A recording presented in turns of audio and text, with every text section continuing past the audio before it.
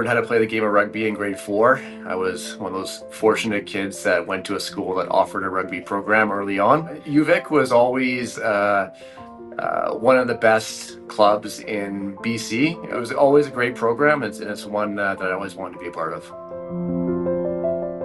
Well, the first time I met Ed Fairhurst was basically when he was a high school player and at St. Michael's University School. My first impression of Ed was the skill level he had, like all-round athlete, and his goal kicking was very accurate.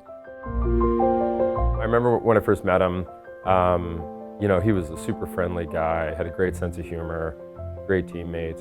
He was an easy guy to if he was on the other team, easy guy to dislike, and that's just because he was really, really good. That was a really talented team, that 2004 team that Ed was on, winning the provincial championship, which isn't easy. And then to play James Bay in the final was just the culmination of that season. And James Bay had a few more of the old veteran national team players on their team, but was just stacked with national team players. And so playing against them, beating them in the final at UBC was a special moment for all of us in the team, and it was a great memory. When Ed got called to the national team for the first time, the group of guys that were of the same cohort were just immensely proud and excited for him. Canada had a lot of good scrum halves at that level, so for Ed to make the team was not easy. A lot of rugby can be very structured.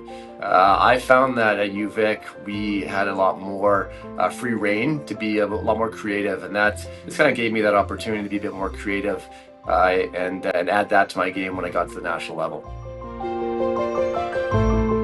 I'm really proud of just being there and being a part of that team and that program, and being able to help push it to the next level, and to also help have other players want to go to UVic and want to be a part of that program years after we left.